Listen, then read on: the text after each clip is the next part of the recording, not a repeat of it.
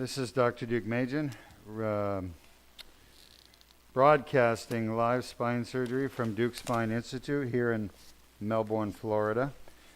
And our patient presents with basically leg weakness, atrophy, mostly on the right side, starting on the left, so bilateral. He has what's called spinal stenosis, but what's interesting is his spinal stenosis is not the center of the spine, it's off to the side. Specifically, it's in the lateral recess and neuroforamen, which is where the most common areas of spinal stenosis are, by the way. Most people look at an MRI and look for narrowing in the center. Actually, most doctors do as well, and that's the wrong thing to do. The symptomatic spinal stenosis occurs on the sides of the spine, not in the middle. It occurs literally in the lateral recess and neuroforamen. So he lives remotely. He doesn't live where we are. And his surgeon told him he should get a laminectomy. And I told him a laminectomy will not work for your problem because you don't have central stenosis. Laminectomy is okay if you have central stenosis. Shot? He has lateral recess and foraminal stenosis. Shot? Very different problem. Long story short, laminectomy only works for central stenosis. Okay? Why is that important? Shot? AP, I'll show you why in a moment. No. He doesn't, back pain is important, but not that important. All right, that's looking pretty good.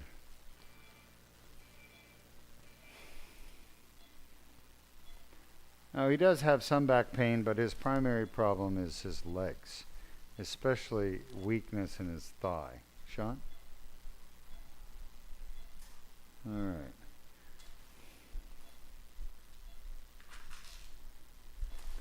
We're in. Yeah, we're in. I think you're off on orbit a little bit, but that's fine. I think we're okay. Stay where you are. You could fix the orbit by 1 degree. Other way. Sean. Yeah, that's good.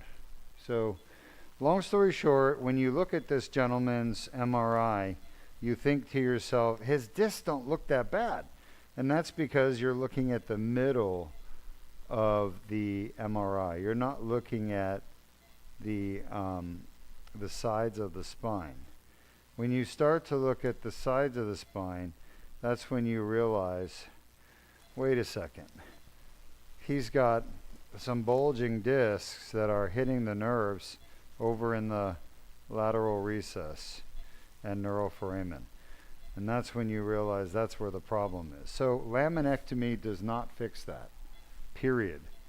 And his surgeon was offering him a laminectomy. I told him, do not get a laminectomy. You will be worse. A lot of surgeons will offer patients laminectomy because that's what the insurance companies want them to do.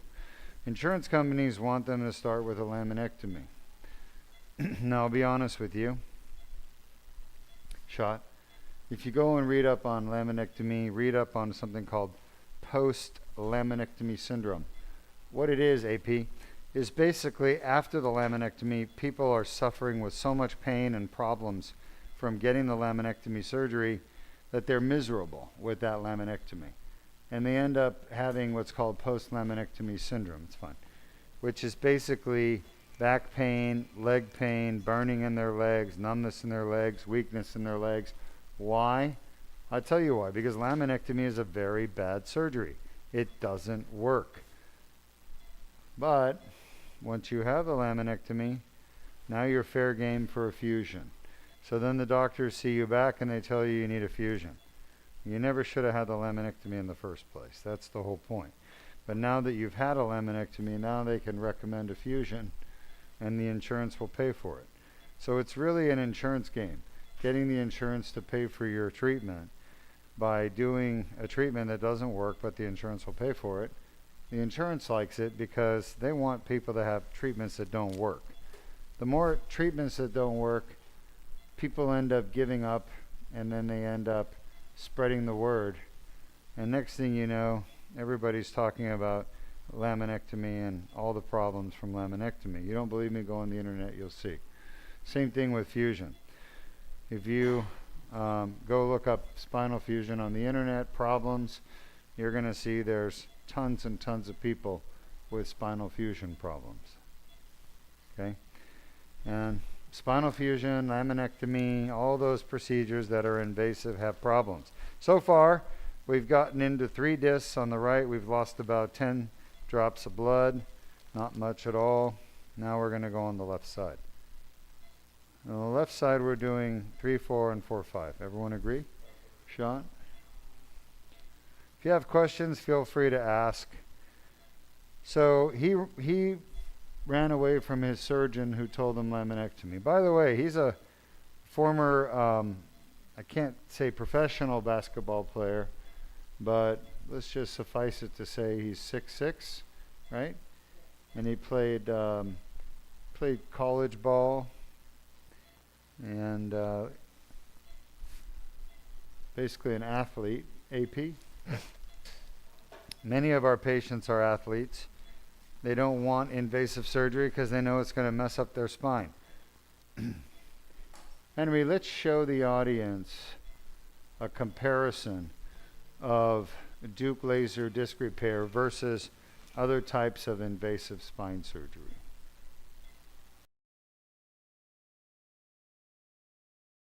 Hi, I'm Dr. Duke Majan. We've just completed our free MRI review at Duke Spine Institute, and I've diagnosed you with discogenic back pain. The spine is made up of many bones and joints. It's the joints that are actually the source of back pain. The disc is by far the most common source of back pain, as is in your case. It is the cause of your back pain, the primary cause. In your case, the primary cause of your back pain is an injury to a disc in your lower back that's causing inflammation and hence back pain from the inflammation. Inflammation is the source of all pain in the body, whether it's a broken bone, whether it's an injured joint or an arthritic knee. Pain comes from inflammation. Inflammation is a process where your body is trying to repair a damaged joint, and it creates swelling, tenderness, heat, and pain. The pain you're experiencing in your lower back is primarily coming from a small tear located within the back of the wall of a disc. Now, I may have diagnosed you with more than one disc as the source of your pain, and each of those discs cause pain through the same mechanism. As you see in our video, trauma causes a tear in the back wall of the disc called a posterior annular tear. At the same time, it fragments the nuclear material just inside the wall, and over time, after the injury, you, through activities, push out small fragments of disc herniation into the tear, which then causes cycles of inflammation and pain. And that's why you're experiencing your lower back pain. At some point, your back pain could become permanent and not just reside in your back and not ever leave. But typically, people go through a phase where the back pain is cyclical, where it comes and goes, and activities are generally the cause of the back pain flare-ups. In your case, we can fix your back pain by performing a state-of-the-art procedure only available here at Duke Spine Institute. This is a minimally invasive arthroscopic procedure performed with a laser. This procedure is called the Duke laser disc repair. We've been performing the Duke laser disc repair since 2006 here at the Duke Spine Institute. To date, we've had 0 complications. The Duke laser disc repair is the safest, most effective treatment for back pain coming from an injured disc like yours. We're recommending you consider the Duke laser disc repair as your primary and main treatment option to get rid of your back pain quickly and permanently with minimal impact on your life. Recovery from Duke laser disc repair is just 1 hour. You're going to go back to your hotel after the surgery. You'll spend the night in your hotel recovering, and then in the morning you'll come in for a quick checkup. The checkup usually takes about 30 minutes, and then you can go back home after the checkup. Alternative treatments to the Duke laser disc repair are far more invasive, and the outcome of those treatments is far more uncertain. There are many surgeons offering treatments such as laminectomy, discectomy, spinal fusion, disc replacement. Other treatments include injecting materials into your spine, such as epidural steroid injection, or injecting material into the disc itself that will supposedly repair the disc. I can tell you, we used to perform these treatments and they don't work. They either don't work or they don't last. And if they do work, they work temporarily, and they're associated with a high complication rate. For example, laminectomy is highly invasive. There's destruction of muscle and bone and ligament in your spine. When the surgeon removes the bones and ligaments out of your spine, it creates tremendous amount of scar tissue and instability of the spine. Patients frequently come back needing spinal fusion. Patients with laminectomy are often in chronic back pain for the rest of their life, going in and out of pain management, on and off of pain pills, and in and out of physical therapy. They frequently require multiple surgeries in order to feel some type of pain relief. An alternative treatment is called a microdiscectomy. Microdiscectomy is another invasive procedure where the surgeon is removing bones and ligaments to get down to a herniated disc that's pinching a nerve root. Microdiscectomy is not a treatment for back pain. It is only recommended for leg weakness, leg numbness, and leg pain. Microdiscectomy does not fix back pain and should be avoided if you have back pain. Laminectomy does not fix back pain and should be avoided if you have back pain. Spinal fusion is a treatment for back pain. The surgeon must either remove or fuse the disc using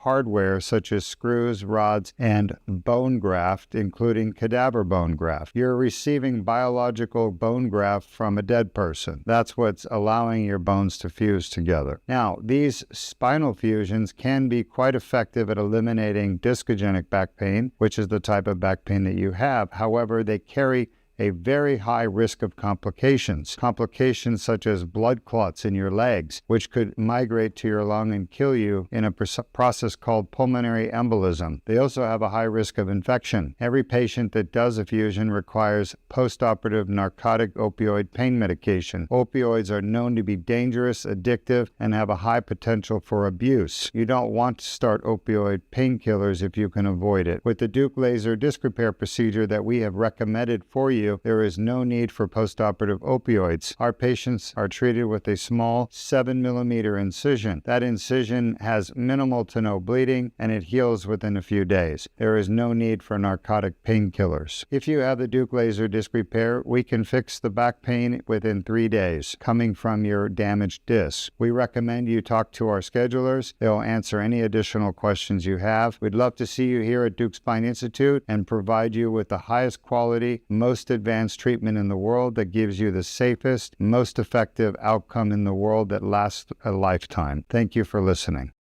Welcome back. So we're looking down the tube of the endoscopic tube. We call it a tubular retractor. Retractor because it retracts muscle and other soft tissues so they stay out of my way. Creates a surgical corridor for me to operate. These are torn fibers of the posterior annulus. And in there we got mixed in pieces of herniation. You can see them blue.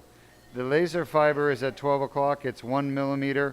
The inside of the tube is around 5 mil. Can I have my laser on? 5mm. The laser basically, what happens is when you get a disc herniation, disc bulge, disc protrusion, disc extrusion, disc rupture, all those slip disc, bulging disc, protruded disc, ruptured disc, herniated disc, every one of those conditions you've just heard me say are the same. There's no difference. They're all the same. And what's happening with all of them is the patient has a traumatic injury to their back or neck where there's tremendous force that forces one bone, one vertebrae one way, another bone another way. And what happens is you get this shearing force on the ring of connective tissue holding the bones together. That ring of connective tissue holding the bones together is called the annulus fibrosus. Annulus fibrosus. It's very strong, very tough. It's a ligament basically that holds one bone to the next bone. And it forms a ring around the jelly in the middle of the disc. The jelly is called the nucleus pulposus. So in a traumatic injury to the disc, where somebody gets, for example, in football, if you're on the line and you go forward and the guy in front of you hits you hard and that force is transmitted to your lower back, hyperextend the back, it basically rips open the annulus, creates an annular tear, and then it pushes or fragments nuclear material into little pieces right next to the tear. So it's not just the annulus that tears, but the nucleus fragments. Now, over time, pieces of that, after the game or whatever, those pieces of nuclear fragmented nucleus are going to start working their way out of the tear. Okay? Anytime you bend or twist or lift, you're putting pressure on your disc. Sitting puts 2.5 times pressure on your disc than standing. So if you're sitting down for a little bit, you might start pushing some of those fragments of nucleus out into the tear. And then what happens is they get stuck in your annular tear, which is about 2 centimeters long. And then they start creating an inflammatory response. Your body's blood system will see those pieces of herniation and start to attack them. We call that inflammation. Same thing happens if you get a pimple on your face. You get some bacteria that goes into your hair follicle or skin pore, and then it gets trapped in there, creates an infection. Your body sees that and attacks it. Okay, and you get a swollen red zit that's tender and hot. So hot, swollen, red, tender. Hot, swollen, red, tender. Those are the 4 cardinal signs of inflammation. Hot, swollen, red, tender. Okay? So you get a hot, swollen, red, tender annular tear. And you can't see it because it's deep in your back, but the MRI can see it, and it's called a disc bulge. A disc bulge. That's a small one, or a disc herniation if it's big. Other people will call it a protrusion or extrusion or a rupture or a slip, but they're all the same thing. They're basically a tear with a herniation, and then the pain comes when you get inflammation. Okay? That blue stuff is the herniation we were talking about, sitting inside the tear. Any questions? Yes, we have about 2 questions. This first one coming from Lanu on YouTube. There's herniation right there. Lanu on YouTube asking, artificial disc is a scam. Why are they still promoting it knowing it doesn't work? Well, Lanu, artificial discs are scam. You're right. 100%, no doubt about it. I would never put an artificial disc in a patient. Even my worst enemy, I wouldn't do it. Okay, unfortunately, here's the answer. I know you are not in the United States. You're overseas. You're in Indonesia or Malaysia. But I'm going to tell you something. If you watch Fox News prime time, every single commercial they have is for a scam product. They have vitamin drinks. They have, supplement drinks you can buy. It's a scam. They have the signal relief patch that treats pain in your back or knee or hip or shoulder. There's no medicine. It's just this fiber like copper, little strands of copper. It's a scam, all right? There's tons and tons of scams. Why are we promoting scams in our society? Because basically the bad guys are winning. That's really what it comes down to. The bad guys are winning, and they are out there selling their snake oil treatments, and the artificial disc is a snake oil treatment. Big business, big money for artificial discs. The companies that sell those artificial discs make billions of dollars a year. Billions. And they basically want to keep making that money. So they will sell those artificial discs as long as a surgeon will recommend it and as long as a patient will lay down and have it put in them under anesthesia. That's how it works, okay? Unfortunately, it's allowed in America to scam people. And I've been raising the warning signals for years about it. but nobody wants to listen. And the surgeons make a lot of money doing those surgeries. The hospitals make a lot of money doing those surgeries. The companies that make those artificial discs and other devices make a lot of money selling them. When those surgeons put them in patients, they get paid. So everybody's making money. The only one who's suffering is the patient. As a matter of fact, the insurance companies are suffering too, but I don't know. They don't seem to care, or I'm not sure what's going on with that. So you're right. It's unfortunate, but that's the way the world is today. That's why Duke Spine Institute is a breath of fresh air. We don't lie to people. We don't try to sell you things that don't work. We don't scam people. We just tell them what's wrong with their back or neck, and we offer our treatments that work to cure those problems.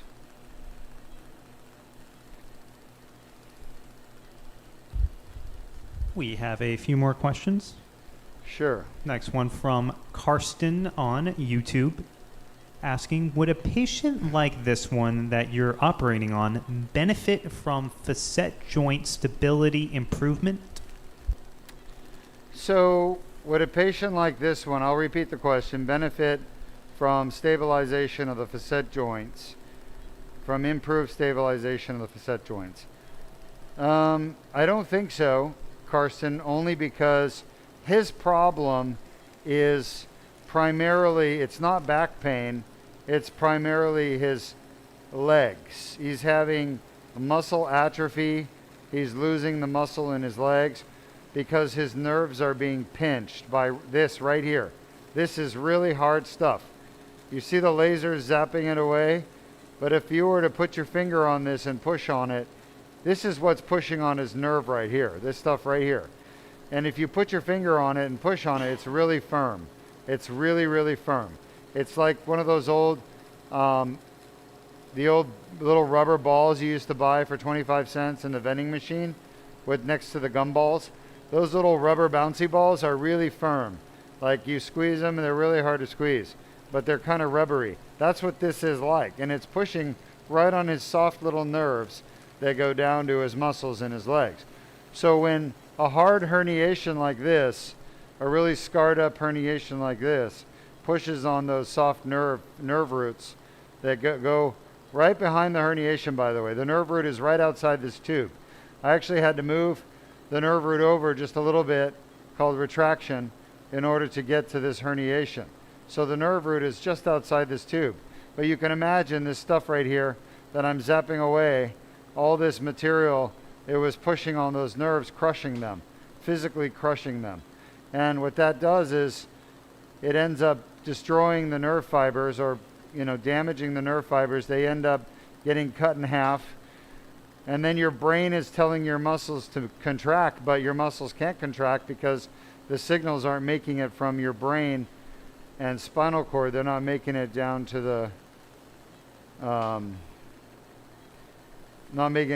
muscle. All right, we should probably have another needle in here, right? Yeah. All right, somewhere in there. Great question. Look at this thing. It's a solid, massive scar tissue. That's what we got here, scar tissue. None of this is normal. What's that noise, guys? Everything okay with the fluids?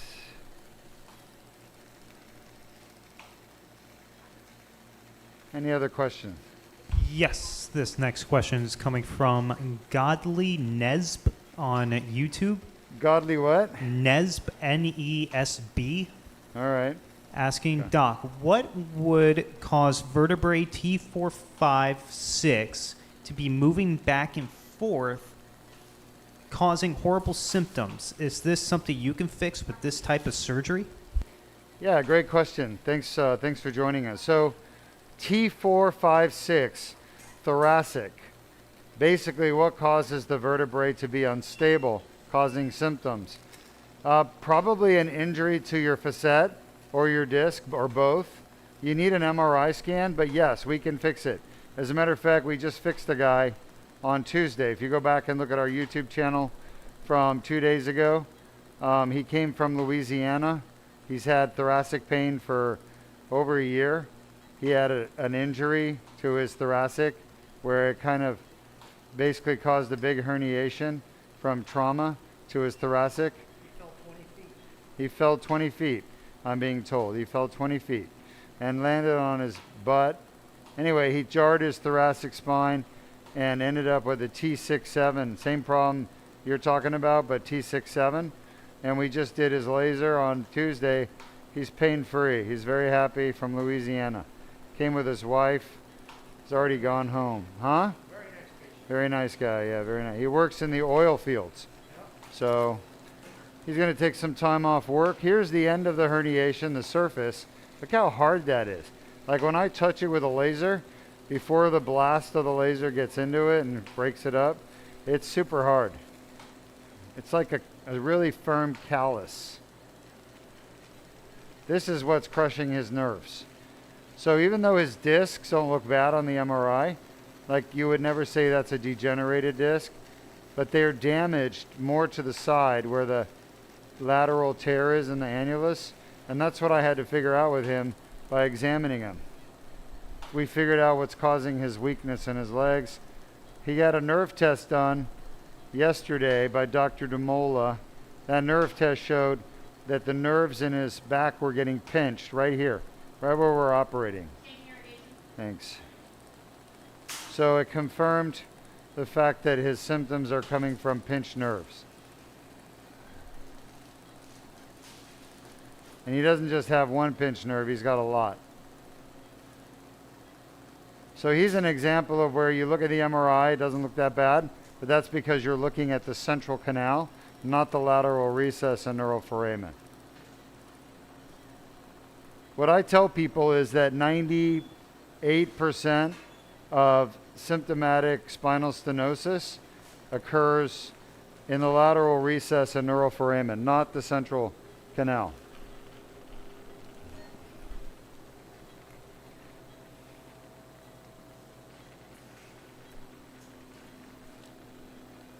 All right, we're just about done with this disc. Like I said, it's pretty bad, but I think we've done a good job. And I'm just going to grab out whatever else I can. You guys see what's left there of the tear? I got to clean a little bit more up, and then we're done.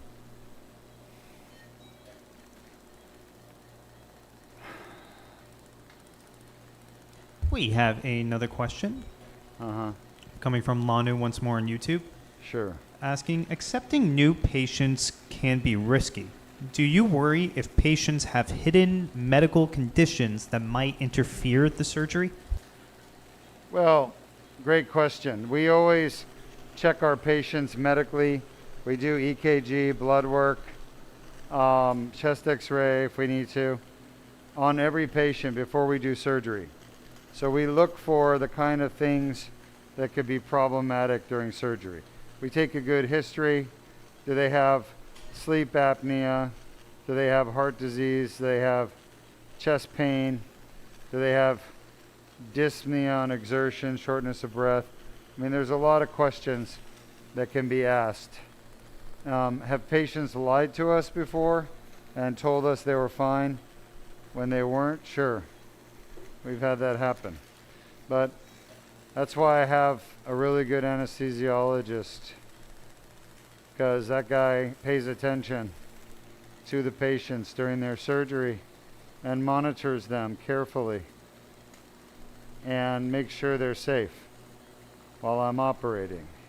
And the anesthesiologist and I are always talking together, you know?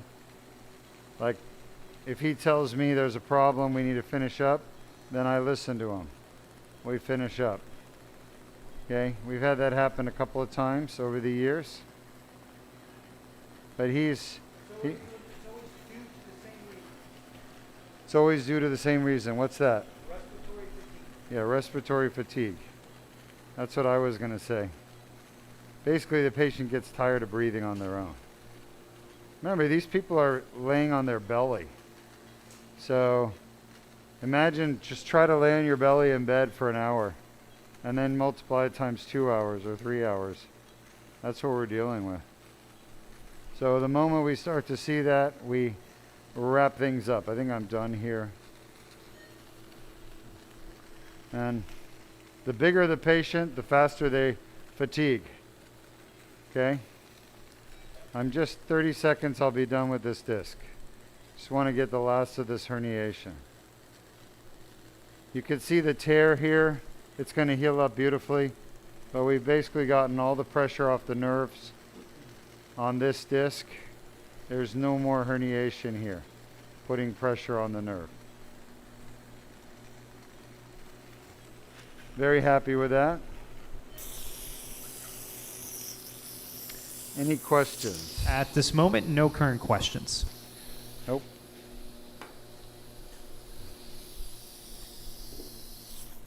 All right. One down, two more to go on this side.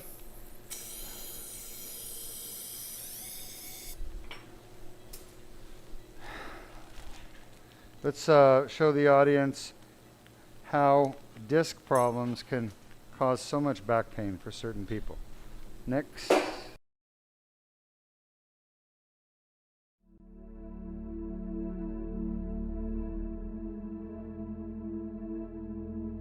Disc injuries start with an annular tear, damaged nucleus. Pulposis herniates into the annular tear.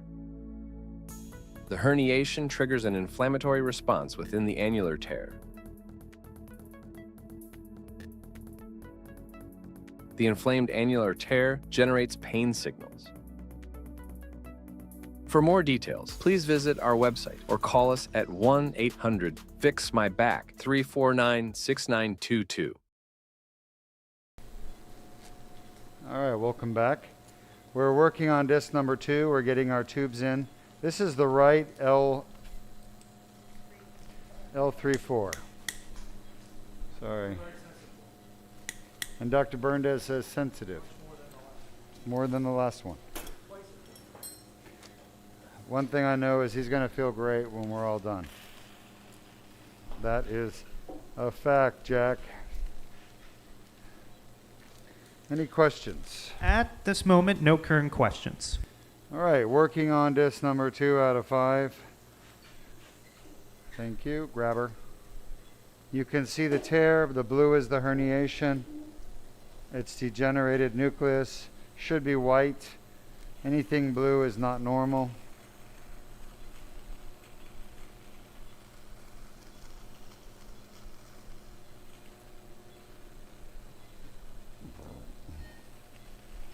Why don't we just show for fun? Did we do the 30 causes? We have not.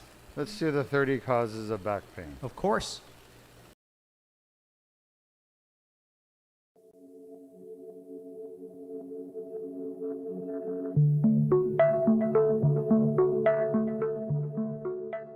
I'm Dr. R. Dugmajian with the Duke Spine Institute, and we're going to discuss 30 causes of chronic back pain. Chronic back pain is back pain that lasts longer than 6 weeks, and there are 30 causes of chronic back pain. The most common cause is going to be a disc injury. Disc injuries such as disc herniations, disc bulges, disc ruptures, degenerative disc disease account for 86% of chronic debilitating back pain, and they are totally fixable with the proper treatment. The best treatment for disc injuries is Duke laser disc repair. Let's take a look at the 5 lumbar discs that can be injured. The most common disc to be injured is L4-5, followed by L5-S1, then L3-4. The L1-2 and L2-3 discs are far less commonly affected. Next, we have facet joints. Facet joints are small joints located behind the discs in the back of the spine. There are 10 facet joints, each paired left and right, L1-2, L2-3, L3-4, L4-5, and L5-S1. The most common facet joints to cause chronic back pain are L4-5, followed by L5-S1, followed by L3-4, in that order. After the facet joints, which account for approximately 10% of chronic back pain, we move on to the sacroiliac joint. The sacroiliac joint accounts with the piriformis muscle for approximately 4% of of chronic back pain. The sacroiliac joint is a joint located between the tailbone or sacrum and the iliac bone. There is a left and right sacroiliac joint. In this diagram, you can see the joints turning red, indicating inflammation and pain either in the left or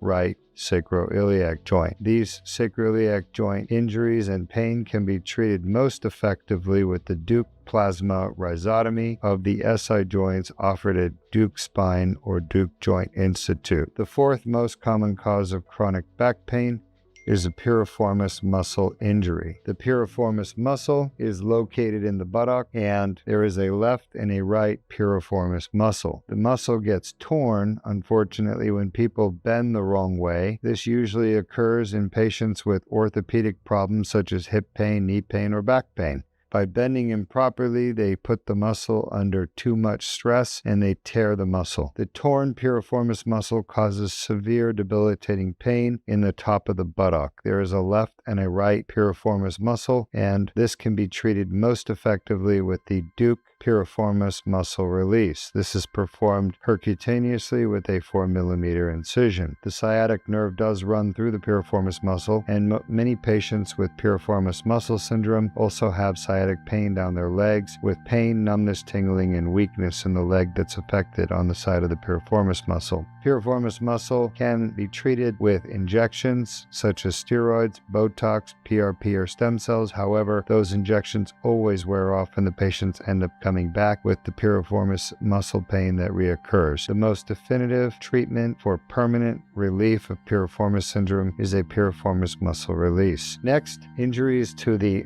bones of the spine, such as the vertebral bodies, with trauma can cause fractures of the vertebral body. Vertebral body fracture is diagnosed with X-rays or CAT scan or MRI, and they're treated with injection of cement into the vertebral body. Looking at the vertebral bodies, the most common to be affected is L1, followed by L2, then L3, L4, and L5. The sacrum can also be fractured. Finally, the coccyx is the last cause of chronic back pain. You can see in the diagram the red coccyx at the bottom. This comes usually from an injury where the patient falls on their bottom, sustains pain at the tailbone, and this can be treated with injections of the coccyx ligament. These are the 30 most common causes of chronic debilitating back pain, the most common being the disc, causing 85% of chronic back pain, followed by the facet joint, causing 10% of the chronic back pain, followed by the piriformis muscle and sacroiliac joint, which cause 4% of chronic back pain, totaling 99% of chronic back pain, which is totally fixable and curable with the right treatment. Thank you. I'm Dr. Duke Majan. Thanks for joining us.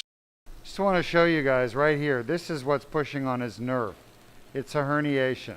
It's really thick, and the yellow stuff you're seeing, the goldish orange stuff, is calcium. So it's a kind of a calcifying herniation, if you will. All right. I know we've got questions, but this is hard, and this is what's crushing his nerve right here. Imagine all of this stuff built up, just smashing out on his nerves. That's what we got. Questions? Question from Lanu, once more on YouTube, Yep. asking a lot of ruptures on this person's MRI. Did he Yeah. have numbness on his legs? He did. He had numbness and weakness. And you should see his legs. They're getting super skinny. The muscles atrophied. And he's got myokymia, which is spontaneous muscle spasms. It's just like the muscles, skin is crawling with muscle twitches and spasms. Individual muscle fibers. Yeah, he's got bad pinched nerves. The nerve test confirmed it. L2, L3, L4, L5, S1 on the right, and L2, 3, 4, 5 on the left. So we call it a polyradiculopathy. Basically, it is cauda equina syndrome. It's multiple nerve roots being pinched and damaged from pressure. All this stuff is sitting in this herniation, crushing the nerve. It's very hard, very firm. Remember, a disc is normally soft, and it's contained. This is not contained. It's bulging out, pushing on his nerve. So when you see the radiologist report, contained disc herniation, they don't really know. if it's contained or not. The best way to know is endoscopics. That's what we're doing. You can see it's not contained. It's pushing on his nerve. All right, I got to grab that. Any more questions? That's a piece of herniation right there. At this moment, no current questions.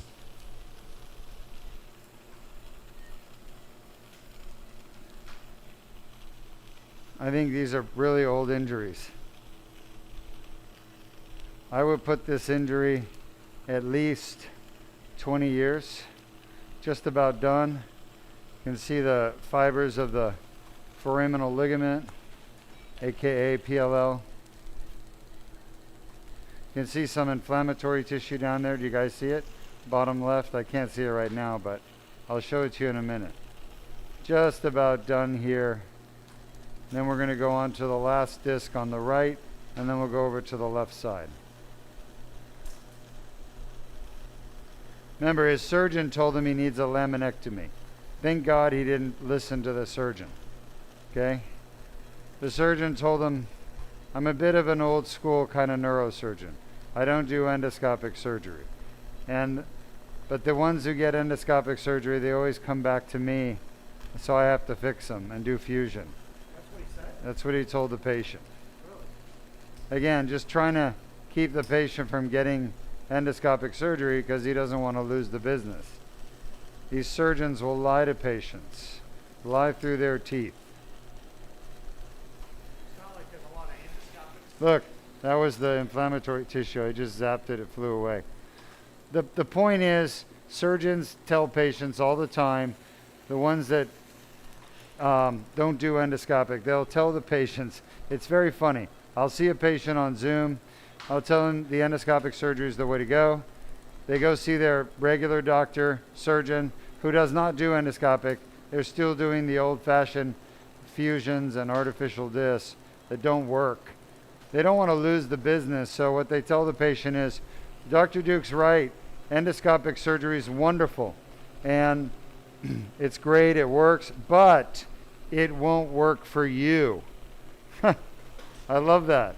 They've never done endoscopic surgery their whole life. They want to do a fusion on the patient so they can get that money. And then they tell my patient that I've said, you need laser endoscopic. They tell my patient, Dr. Duke's right, normally it would work, but your spine, it won't work. Somehow they're the endoscopic expert, right? Even though they've never done an endoscopic surgery themselves. They just say that because they don't want to debunk endoscopic and lose the patient's confidence, right? So they want the patient to believe they know what they're talking about. So they lie to the patient and say, yeah, endoscopic's great, it works great, but it won't work for your problem. You still need that fusion. Dr. Duke's just saying that to you so he can do your surgery. It's a complete lie. All right, I got 30 seconds left on this disc. We're just at the outside of the herniation right now. What we're seeing is the scar tissue scarring the back of the herniation.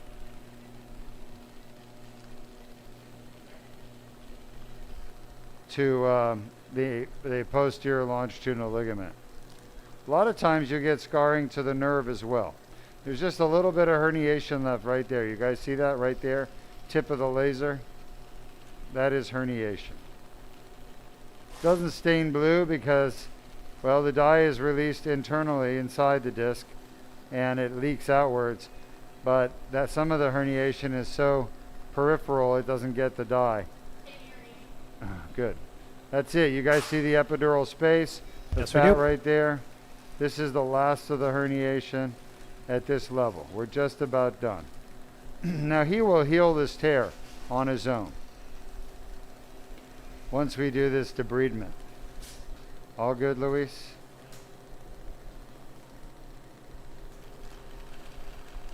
Is that him moving or are you moving? We're good? 10 seconds. 3. We could do 2 if you want. All right. There's your tear, what's left of it. After it's been debrided, I'll pull the scope back and you guys can see what's left.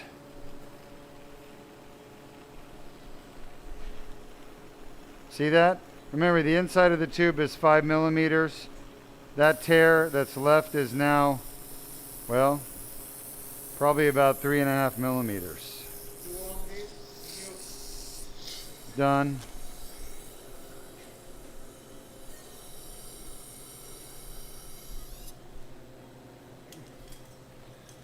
Look at all these pieces of herniation there. You see that? Yes, we do. All right here, here. You guys see all this herniation pieces? Come on in, Jordan. Lots and lots of pieces of herniation just laying around out here. But they're not inside the patient. That's what matters. They're out. Here's a piece right there. Bunch of pieces right here. Okay? Stuff he doesn't want or need. Is that us there? Yes, sir. All right. Here we go.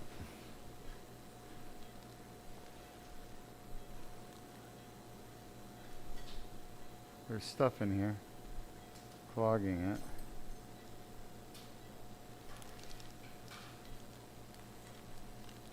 He's got so much disc herniation.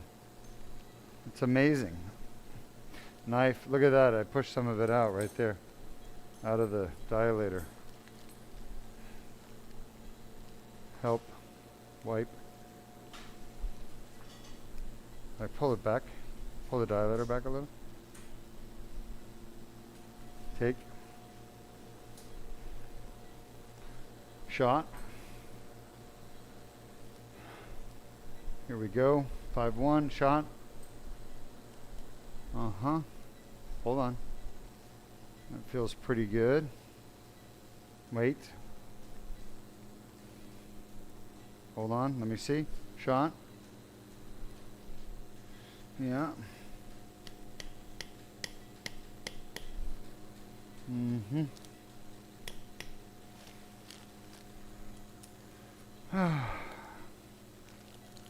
Not easy. But we're lucky everything is going really well for the patient so far. Done. Fluoro out.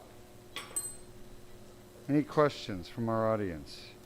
No current questions, but we do have two comments. One is and/or seeking advice, coming from Jeff on YouTube, saying, "I have severe pain coming in between my shoulder blades, and also I have severe pain coming from my lower back and hips."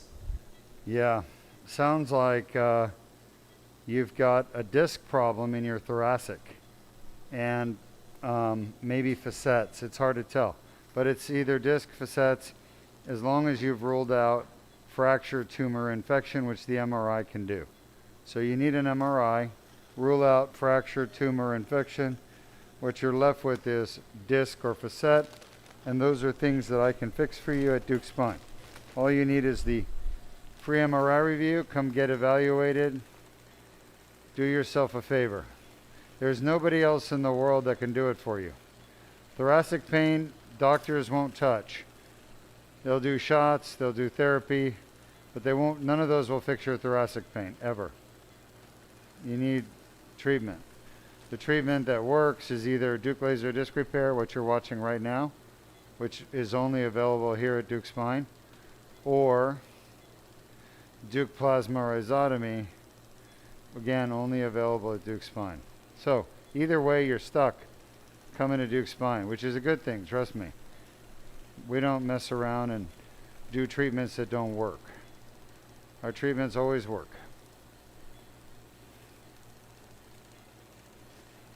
Robert?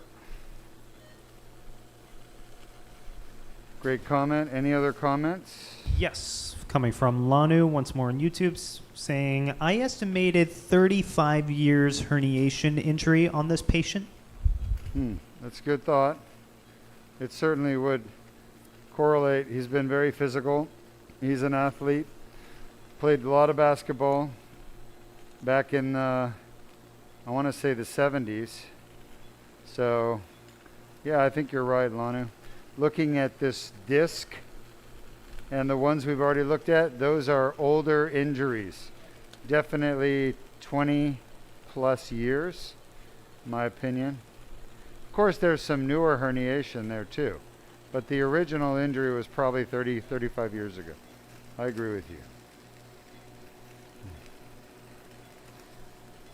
Remember though, these injuries are initial injury followed by multiple herniations over time.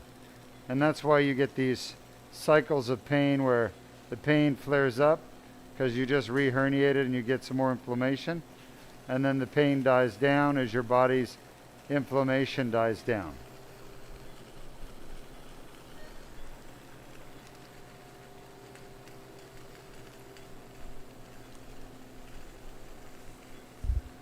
We have another question Sure. coming from Faisal on Facebook, asking, why don't most surgeons treat the thoracic spine? Is it because of the autonomy, organs, heart, lungs, etc.?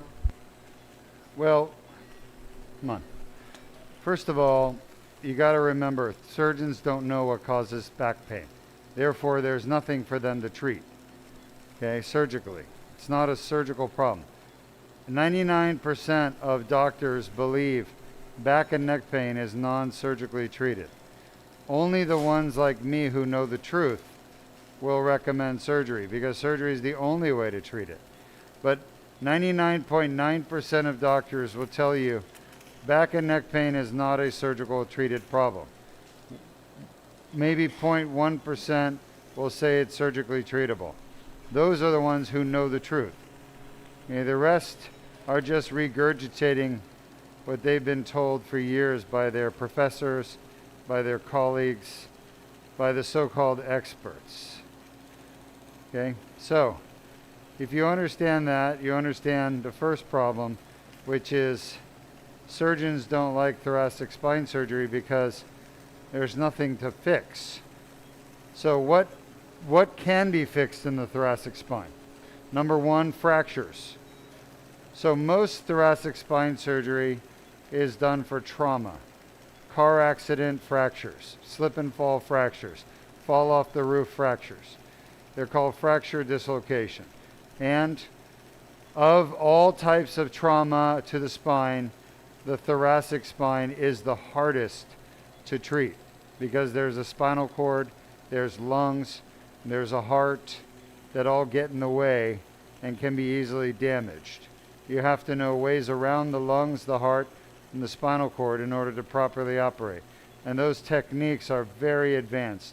I know them because I was trained at the top neurosurgery training program in the world. But not everybody else knows them. 90% of spine surgeons do not know them because their professors where they train don't know them. And because the professors didn't know them, they were never taught.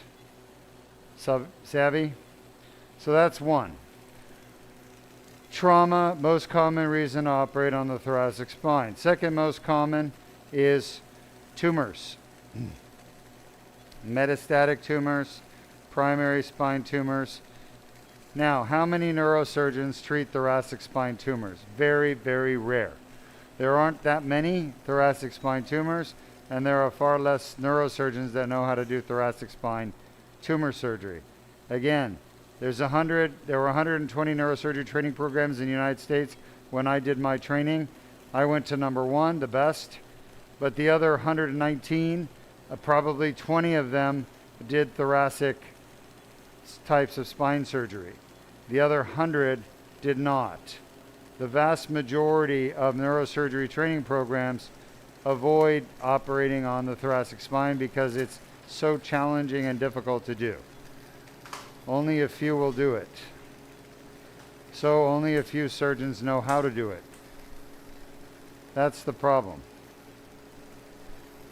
Now, if you go to India, the third most common reason people have thoracic spine issues is tuberculosis of the spine. And in the United States, we don't have tuberculosis because we've eradicated it. You know, we only have a few cases a year. But in India, it's very common for tuberculosis to be infecting people, and it spreads to the thoracic spine and it destroys the thoracic spine. So Indian surgeons have to deal with tuberculosis, destroyed thoracic spine surgery all the time. And that is a very difficult surgery to do. It's extremely complex, very, very, very risky of paralyzing the patient, and nobody wants to paralyze the patient if they're not already paralyzed. So a lot of surgeons won't operate unless the patient's already paralyzed. And so they're all afraid to operate, so they wait for the patient to be paralyzed, then they operate. Because you can't make a paralyzed patient more paralyzed. They're already paralyzed. Their prognosis is grim. It's a very complicated answer to a very complicated question, but that's really the truth. Complex spine surgery in the thoracic spine is extremely risky, very difficult to do, and there are not many doctors that are trained to do it. I am. What I do in the thoracic with the Duke laser disc repair is even more complicated than those other types of surgery. Which is why nobody knows how to do it, except for me. I had to figure it out on my own after becoming an expert at invasive spine surgery. I hope that answers your question. Any other questions? I've got 2 minutes left on this L3-S1 disc. This is the herniation that was crushing the nerves. I'm getting rid of it with the laser. You can see that. And then we're going to move on to the patient's left side to do 2 discs. 2 minutes left on the right, and then we go to the left. Any question? At this moment, no current questions. Grab her.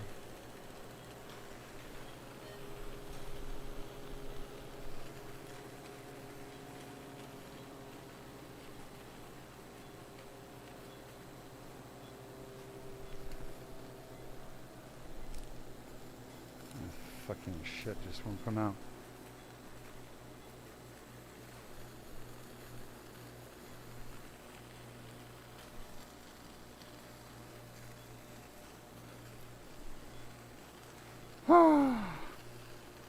All right, Henry. Why don't we show our audience how a microdiscectomy is done and why they should avoid it? Of course. A discectomy.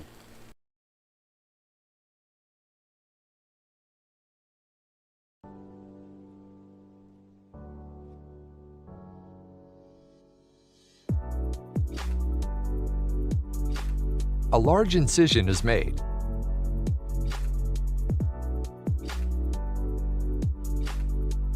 Muscles are torn from the spine.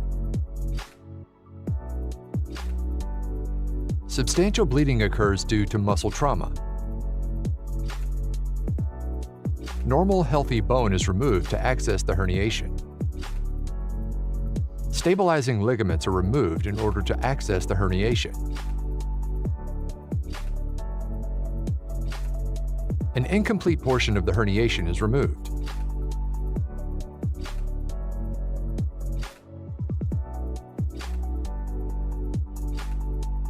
Dense scar tissue forms.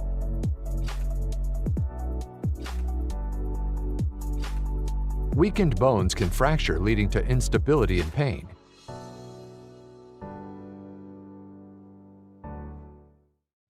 If you have a herniated or bulging disc and back pain, submit your MRI for a free review at www.mri.dukespine.com. Why don't we grab Grabzilla? Twice in one day, it's unprecedented. Just about done here. I thought we were closer to being finished, but this herniation at 5-1 is worse than I thought it was. And the reason I thought it wasn't as bad is you look at the MRI, it doesn't look that bad. Of all the disc herniations, 5-1 looks the least large and least significant. But it turns out, now that I'm here, it's probably one of the worst.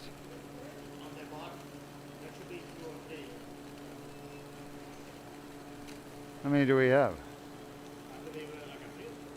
5? 5 Grabzillas? Huh? Buy 2 more. See if you can get them used.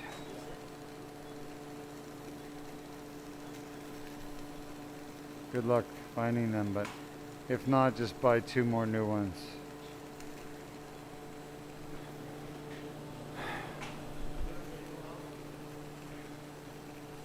Any other questions? No current questions, so we do have a comment coming from Faisal once more on Facebook saying, Doctor, I hope you're having breaks in between surgeries as you need a break. I think you've been going all day. Well, thank you, but my staff deserve a break more than I do, trust me. They work harder than I do. Can we get some irrigation?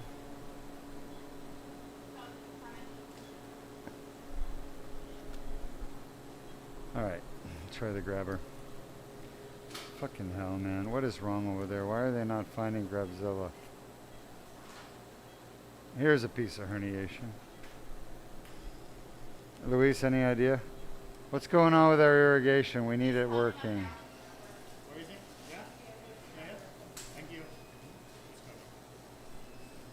All right. Let's go. Grabzilla. Thanks.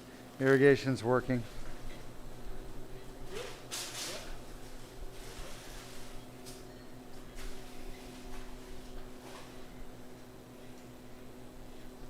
Yep.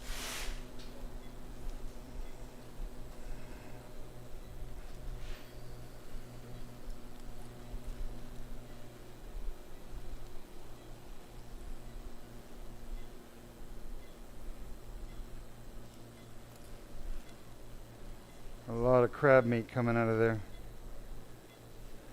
That's good, that's good.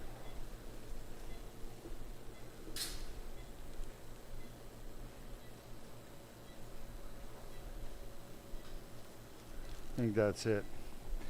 Got a good amount of that crab meat, which is the disc and scar tissue.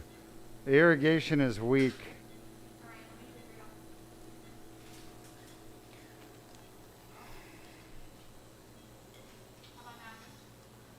It looks a little better, yeah. All right. 1 minute left on this disc.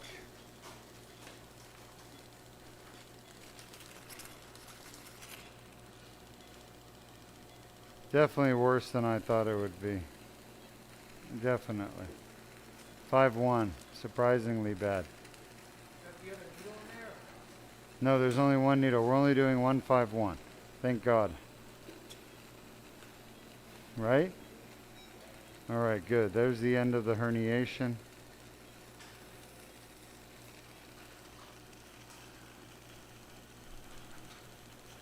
Five one is the hardest to get. That's why I said thank God. Or as my grandmother used to say, tanks God.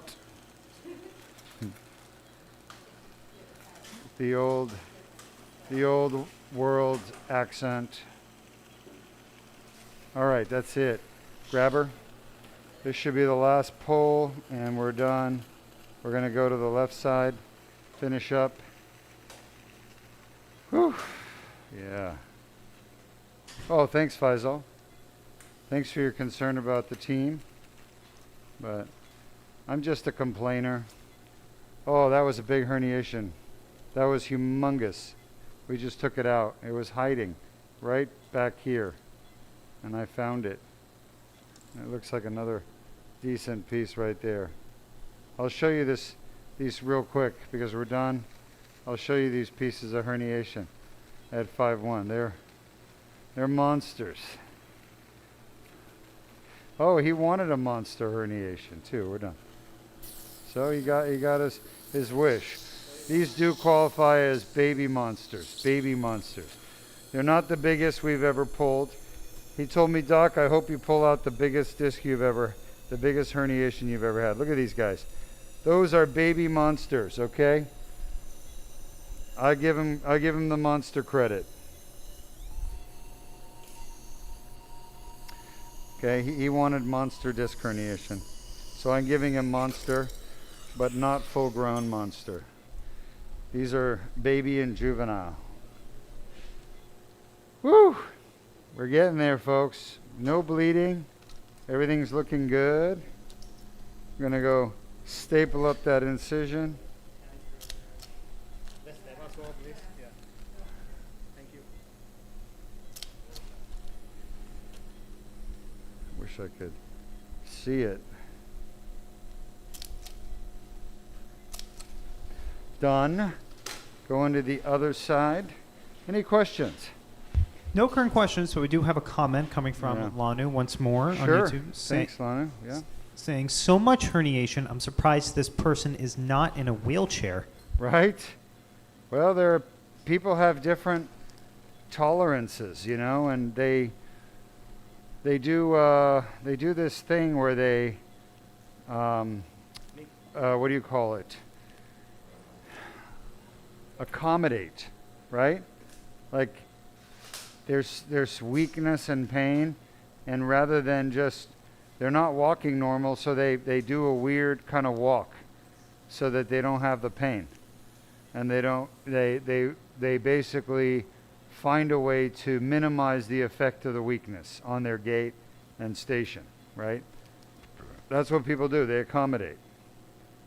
It's kind of like, I mean, thank God people do it. Look at these people that come back from duty, military duty, right? And they got too close to a landmine or something and it blows their leg off. And now they don't have a leg. But they're able to still have not a normal life by any means, but they have a life and they're able to function because they get around with a prosthesis, you know, or even without one, with crutches. And so the point is humans are quite resilient and they adapt to their physical limitations.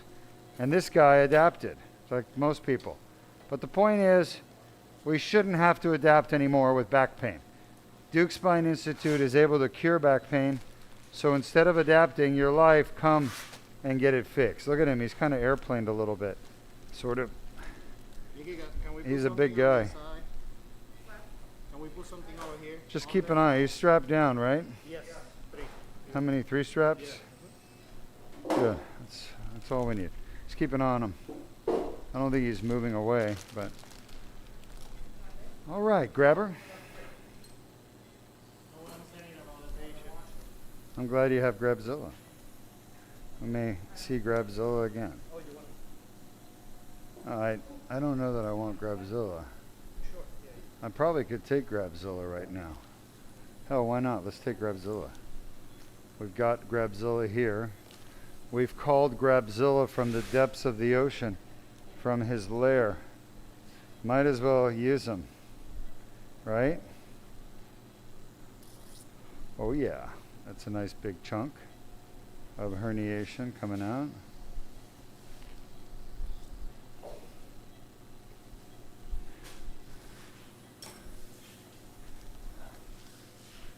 Any questions? Yes, we just got a question from Karsten on YouTube once more. Karsten, sure.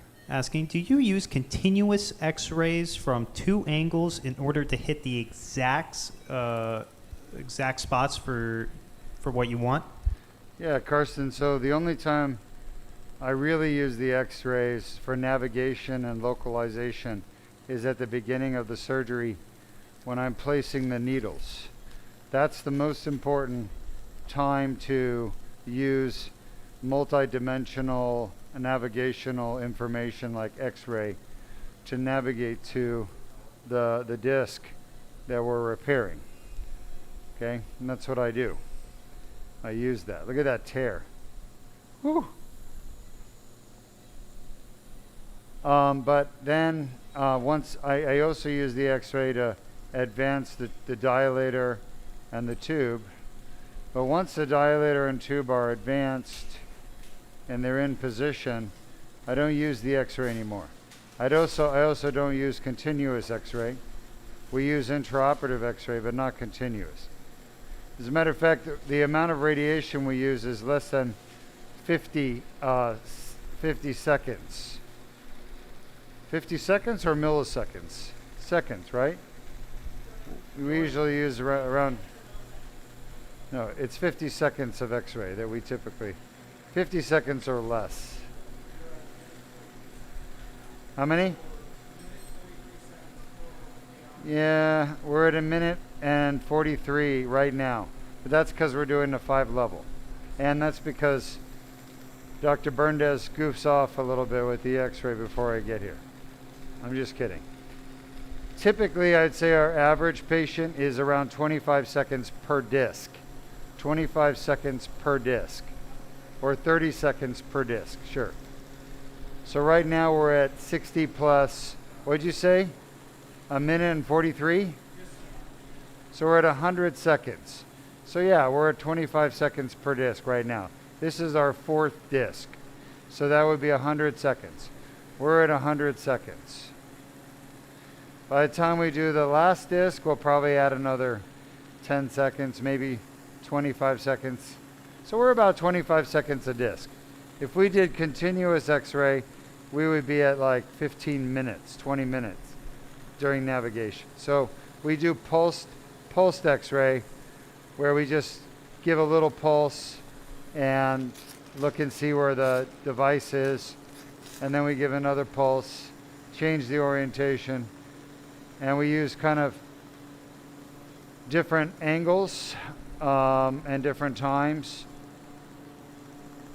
to gather information needed to navigate. All right, there's the tear, there's the inflammatory tissue, the red stuff. That's the bad stuff. It's like hot lava oozing out, causing pain. You want to get rid of the lava? You got to have some imagination. Because if you do these surgeries all day, every day, like I do for years, you have to have an imagination. Otherwise, you might get really bored doing the same thing over and over again. Okay? I don't do these surgeries because I like doing them. I do these surgeries because they help people get better. That's why I do it. It gets a little boring for me, but I do it because it's changing someone's life for the better. They're getting better. They're getting rid of their pain. They're getting rid of their leg symptoms. And it's going to make a massive improvement in their life and the people that love them and care about them, right? So that's why good doctors take care of patients. We don't do it for ourselves. We do it for our patients.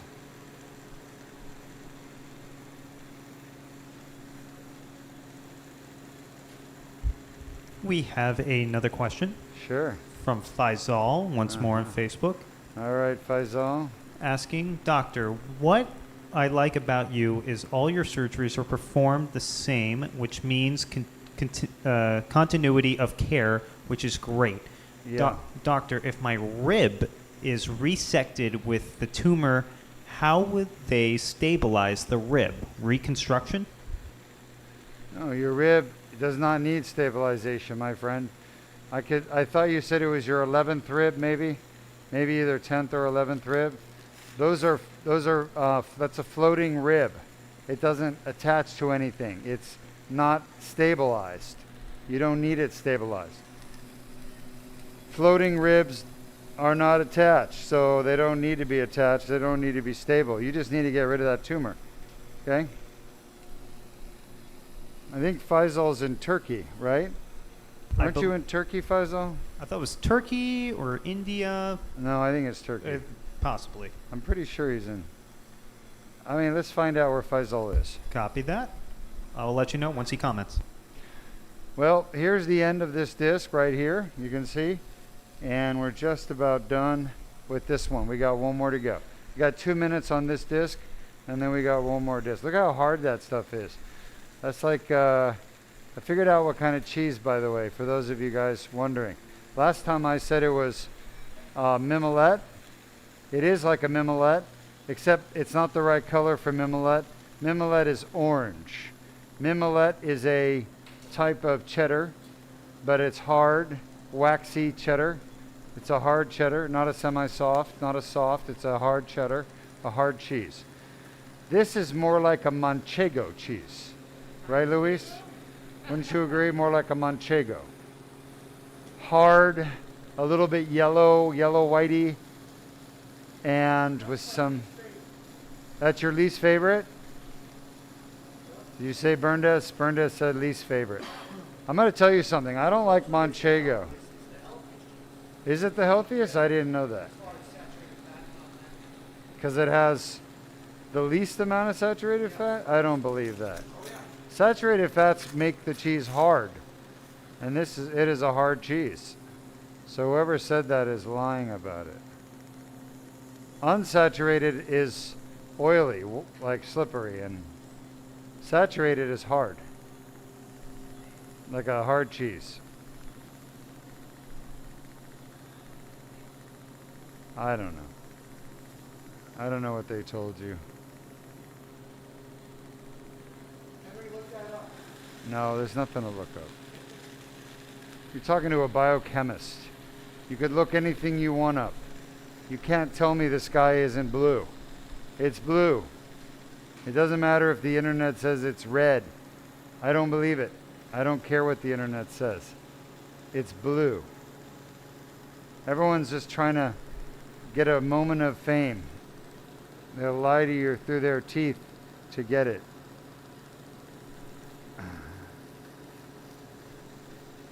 We've lost our way from science. Science is truth. Science doesn't lie. True science doesn't lie. Fake science lies. If you know your biochemistry, your organic chemistry, your cellular biology, nobody can pull a fast one on you.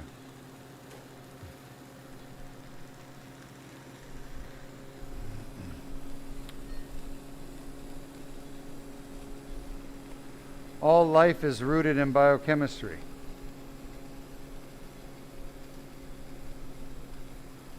If you understand biochemistry, you understand life. What's more important in life than life? Huh? Medicine is the study of life. Life and its diseases. Its healthy states and its disease states. That's why doctors are scientists, first and foremost. At least real doctors are. I can't say the people that call themselves doctors today are, but the doctors of old were scientists. First and foremost, before there were doctors, there were scientists. Luis, you're a scientist, you know. Scientist and a doctor. Huh? Yeah.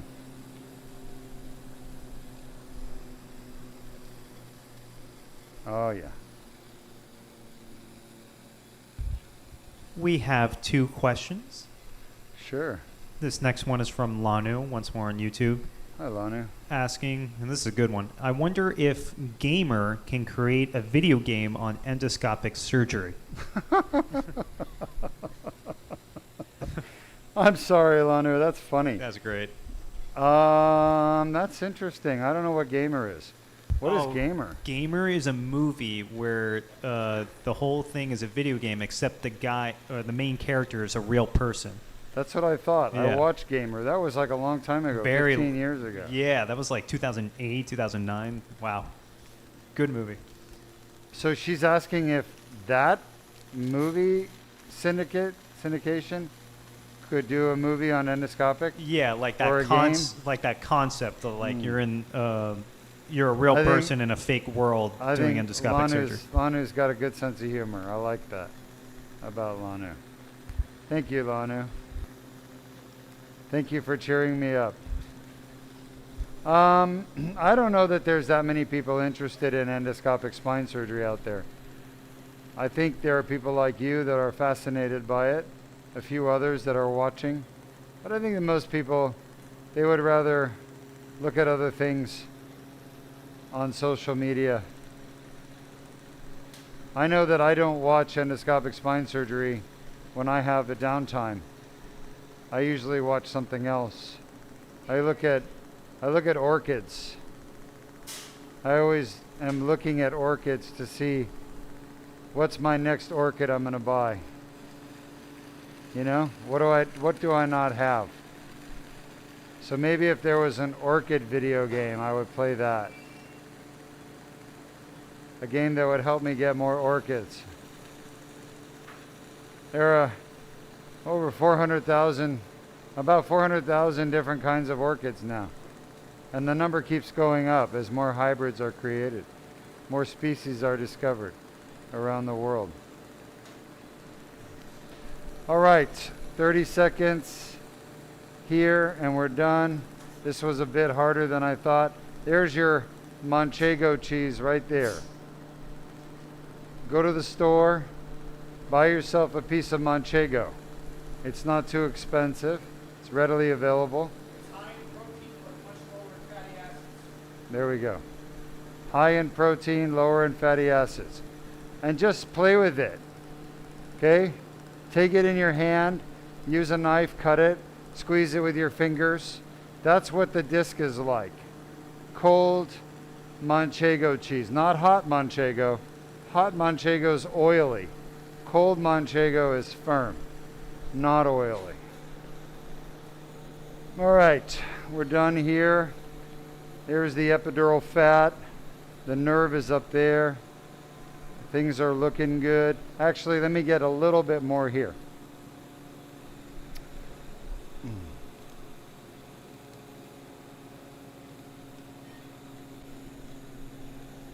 Just going to get this top corner. That's right underneath the nerve. I want to make sure we get as much of this as we can. How nice the laser removes the herniations, huh? Isn't that nice? So quick, it's invisible. You just put the laser near it and it's gone. Vaporized. Love it. Best tool in medicine, right here. Laser.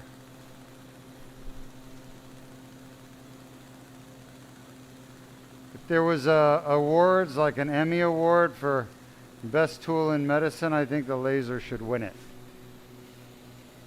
Maybe we ought to do that, Henry. An award show. Yeah, you know how they have Miss Universe,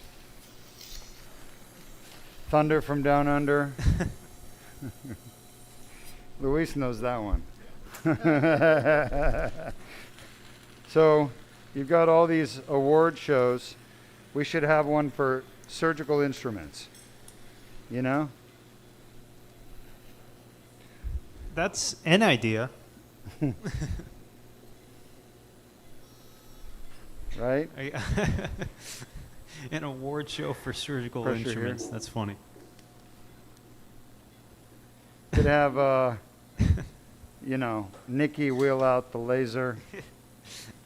Each one has like its own category, You know, remember its use, its the remember nominations. the old TV shows, The Price is Right, or when the Wheel of Fortune.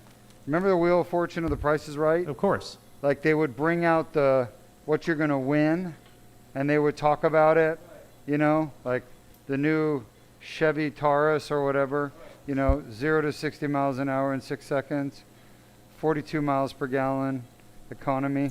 I mean, they would, you know, talk it up, its attributes. We could have, you know, Nikki out there with the laser. Well, that's a game show. Huh? That's a game show compared to an award show. Yeah, but it would be that style, you know, where they demonstrate the equipment from the operating room. And then people would kind of have their own opinions and families would be having a discussion. I think the laser's going to win. No, I think the fluoroscope's going to win. No, the laser's got it. No, the anesthesia machine might win, right? The thing with that is, I believe that we have to have each presenter be like a celebrity or an actor. We've got Dr. Berndes.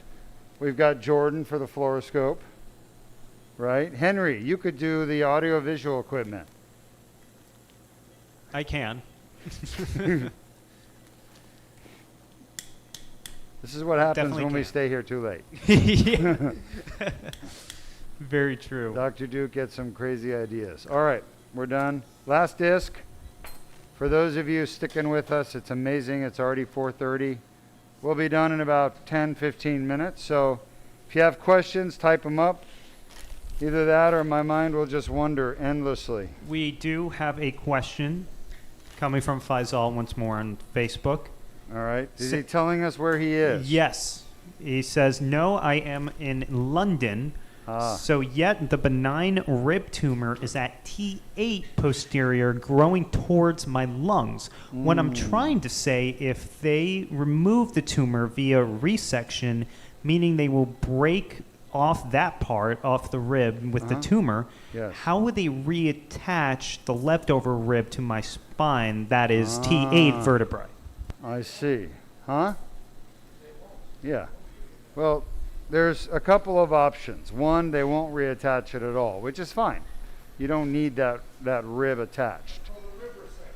Okay? Yeah, it happens all the time.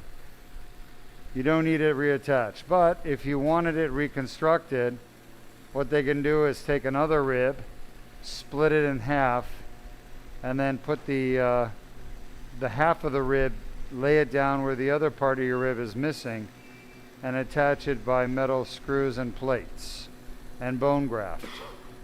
And over time, it may or may not fuse back together if you wanted a reconstruction. I mean, I think it's unnecessary,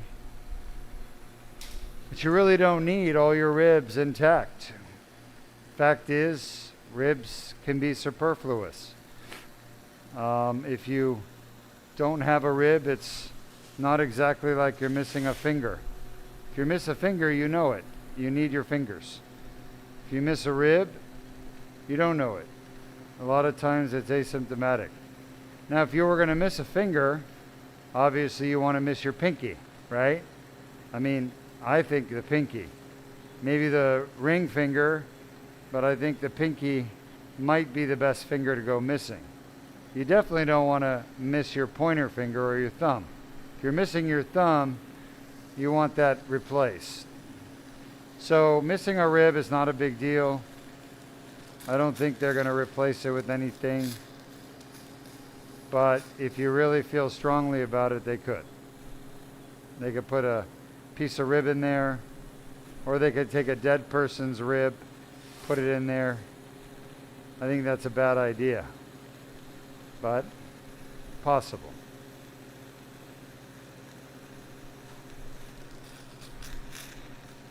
All right, I got about 8 minutes left. This is our last herniation, and she's a biggie. She's a category 5. You ever see that movie?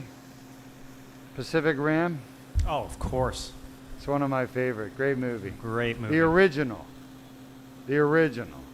The second one sucks, Yes. right? Oh, I have not even seen the second one. Oh, I thought you were talking about like a 1960s version of Pacific. I'm like, there's a original version no, Pacific Rim. from 2013. Correct. Yes, I've Yeah. seen that. I love that. The one with the Jaegers Yeah. and what are those monsters called? The Oh my god. I know what you're talking. Kaiju? Kaijus. Kaiju. Yeah. I'm Yeah. excited for Del Toro's next movie, Frankenstein. Yeah, Benicio del Toro? Yeah. No. No, Was it Guillermo. Benicio? Guillermo. del Toro. Yeah. Was that his? Yes, that Wow. was his. Right? I'll be damned. Yeah. He actually made a good movie. I'm just kidding.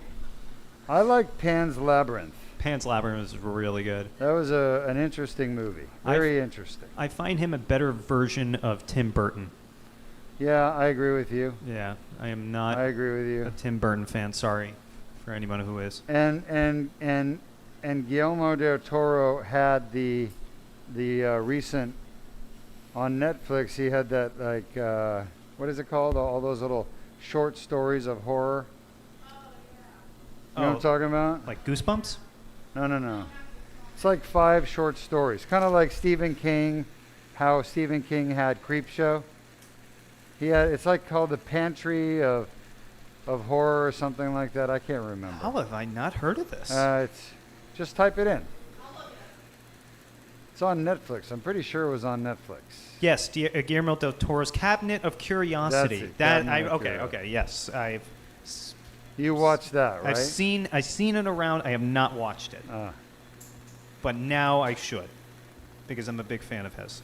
Oh yeah, I've watched it. It's been out for over a year, maybe 2 years. I've seen almost like all of his films except like 2 or 3. Now Benicio del Toro, I love him. He's a great actor. Great actor. Yeah, Agreed. that guy's amazing. No Country for No. No, That was Javier Bardem. no. He was in Sicario. Sicario. That was a great role for him in Sicario. Agreed. He was also in one with back in the 90s. The What's Usual his name? Suspects. No, not just The Usual Suspects. Oh, Snatch? no, he was in with that. Was he in Reptile? I don't remember if he was in Reptile. I'm looking it up. Oh my God. Tommy Jones. What was his name? Tommy Lee Jones. Oh, Tommy Lee Jones. He was in with him. really? Like where he plays like he was trained by Tommy Lee Jones military, and then he became like an escapee, and Tommy Lee Jones had to hunt him down. The Hunted or something like that, maybe. Huh. Great movie. So, I'm looking it up. Just type in Benicio del Toro and Tommy Lee Jones. The Hunted. The Hunted, yeah. Oh, that came out in 2003. That was an amazing movie. That's worth watching. Alrighty. That is a great movie. Putting that on the list. Real nail biter. Man, they don't make movies like that anymore. No, they do That's not. the problem. With how everything's going, yeah, they would never make a movie like that. Or K-Pax. Yeah. Can't make K-Pax nowadays. Weapons? No. No. Heard that was really good. What is that a newer one? It just came out this year, like a month ago. It's about a class where 27 students will go missing and there's one student left that shows up for class. Really? 28 students go missing. They're all in the like fifth grade or sixth grade. Interesting movie. I didn't even know about that movie until like it was released. Witchcraft. I don't know. Witchcraft just doesn't get me excited. It's something that Stephen King would write. I'm surprised he didn't write it. And Tommy Lee Jones, we've forgotten how good he was. Tommy Lee Jones was in No Country for Old Men. Correct? Yes, he was. Yeah. He was the sheriff. Great movie. That was such an amazing movie. And Woody Harrelson was in there. Yes, he was. I love that movie. That movie's in my top 5 of all Yeah. time. And what's his name? The main actor. Josh Brolin, Javier. Yeah, Brolin. And Javier Bardem. Yeah. God, what a great movie. Yeah. What a sleeper, too. I mean, just out of nowhere, right? Nobody expected it. I don't think it. No, it actually did really well at the box office. Yeah, but nobody, when it, like, film lovers know about it, but then when it comes to the everyday person, that movie's just non-existent, which is unfortunate. Everybody's into Marvel movies. Marvel. Oh, listen, I like Thor. 5 minutes, 6 minutes. This is one of those. Look at all that inflammatory tissue. It's like a storm system that comes out of nowhere. You never know if it's going to rain for just a few minutes or if it's going to just keep forming and keep raining. This thing is raining herniations. This is the herniation generator. Right? It just keeps making more herniations. This is all that scar tissue right here. You guys see the difference. So much scar tissue. But this is the hard part that's pushing on the nerve. This is the part we have to really remove the most.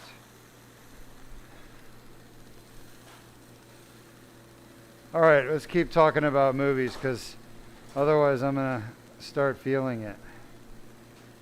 feeling the pain of standing here for so long. Can't feel my legs. Talladega Nights, one of the greatest Classic. comedies, yeah.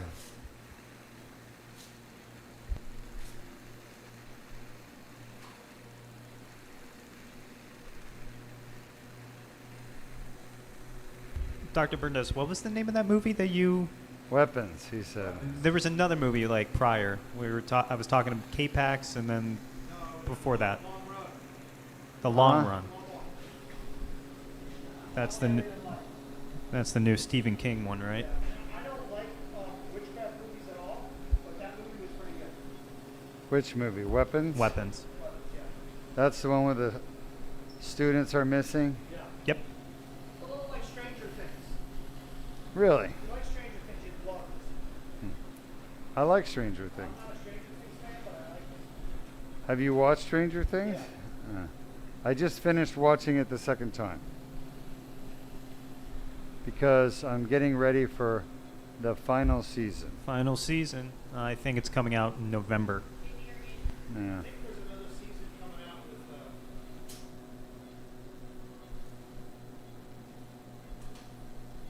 I hope this last season's good.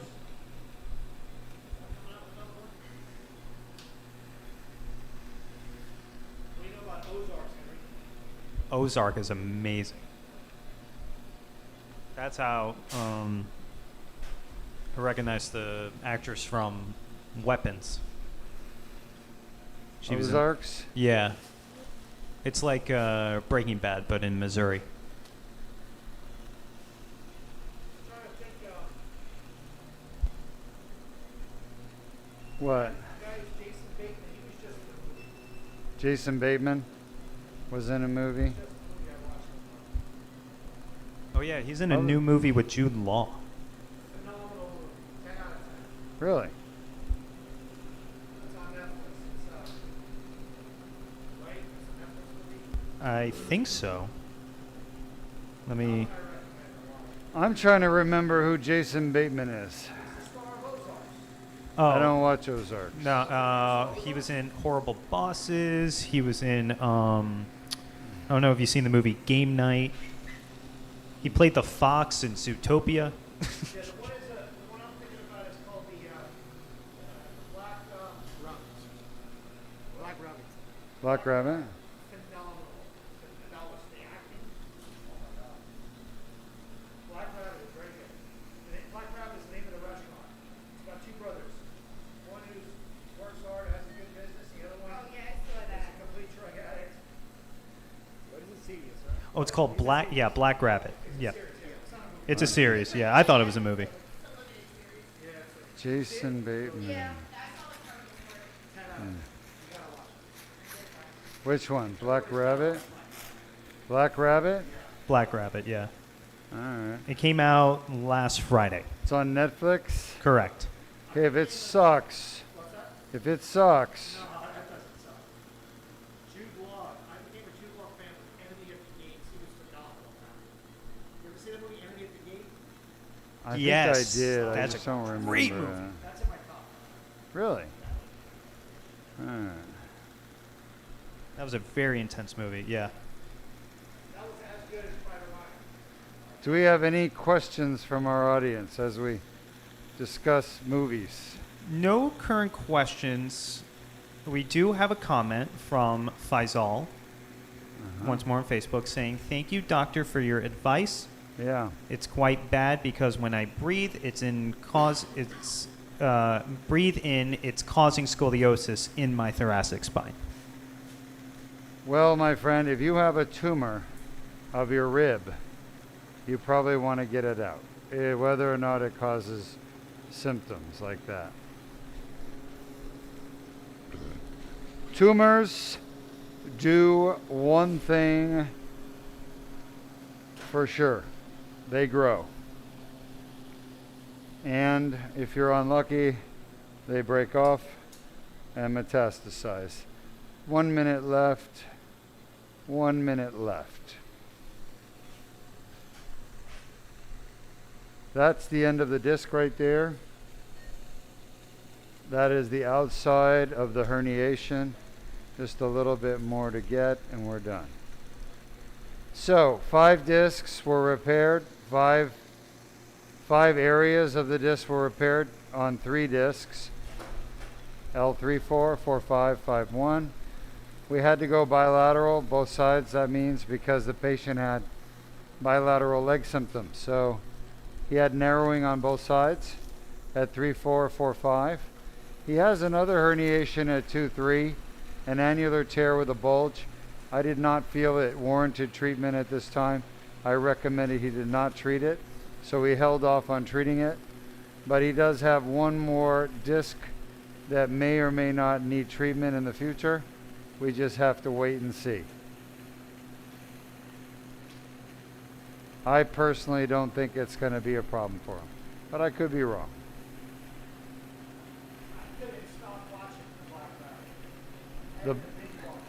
What is the Black Rabbit? Is it a series?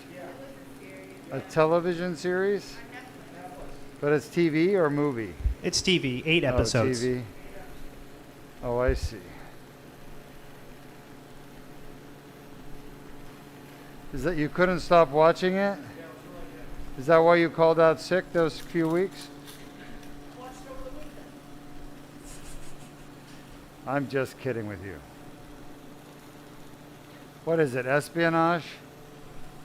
No, it's basically it's a relationship between 2 brothers. And what happens when it's kind of good versus evil. Uh-huh. When the owner of a New York City hotspot, Jude Law, allows his chaotic brother, Jason Bateman, back in his life, he opens the door to escalating dangers that threaten to bring down everything he's built. All right.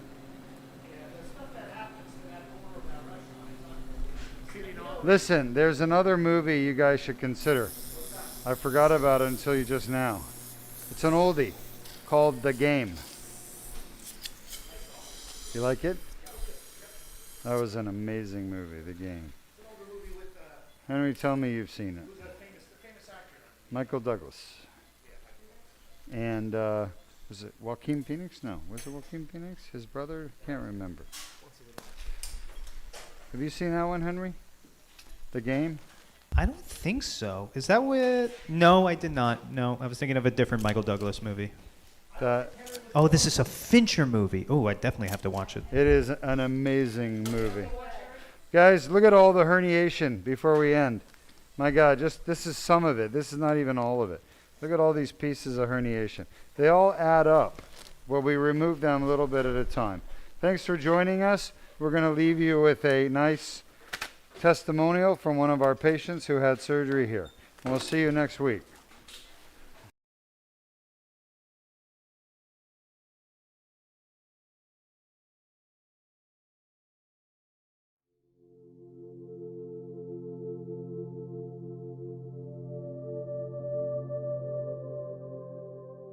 And good morning, I'm Dr. Duke Majan. 30 years of back pain. Yes, Gone overnight. Yeah, overnight gone. It was amazing. I've been dealing with it, suffering. If it wasn't for my faith and belief and my friends back home that supported me, my wife, I finally got here to the Duke Spine Institute, and what an amazing experience it's been. Had surgery yesterday. I'm up walking around. I feel great. My pain was usually from a 6 to a 10 out of 1, if that. And I'm just so grateful that there are gentlemen in this world that really care about people like Dr. Duke, and I can't thank him enough. I recommend this gentleman to anyone who's been suffering and doesn't know where to go for help. You know, I live in the state of Idaho. It's a great place to live, but probably one of the worst states to get hurt in. Well, we are happy you're here in Florida to get your back fixed. And we did the Duke laser disc repair on your back and the Duke plasma rhizotomy on your facet joints. And you had a fusion done before, is that correct? That is correct. And we saw in your video when we were doing your laser surgery, you could see all the screws and rods, and you even have a broken screw at L5 on the left side, I believe. How do you feel comparing your fusion surgery with the Duke laser disc repair? There is no comparison. 100% different. The fusion medication didn't help me, made me worse. It gave me a heart complication that I still deal with. But since I've been here, the people are outstanding in this facility, and I can't praise them enough. And Dr. Duke is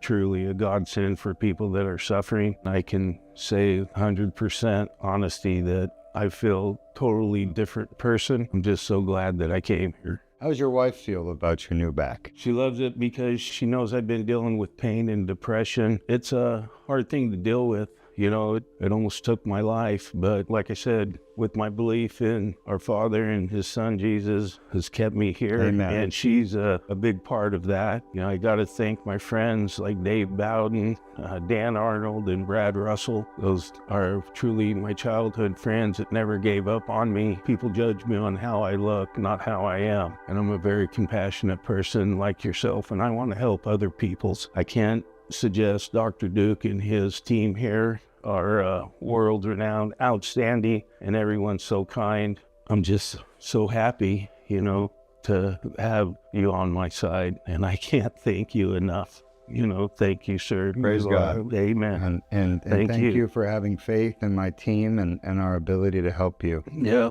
it is. It's they're, like I said, they're world-class people here. You can't go wrong. At least for myself, I'm just ecstatic. It's, you know, can't put it into words when you have no pain. I love it, and I'm just so glad that everyone helped me who was involved with me getting here, because I didn't do it on my own. I thank you all. Well, thank you for sharing your story. I know it means a lot to people out there. We just want people to know that we can now fix back pain, neck pain. They just have to come here to Duke Spine and get the right treatment done, and we'll help them tremendously. Enjoy your travels home. Yep. And enjoy your new back. And I shall. Thank you so much. Yes, sir. It's my pleasure. All right.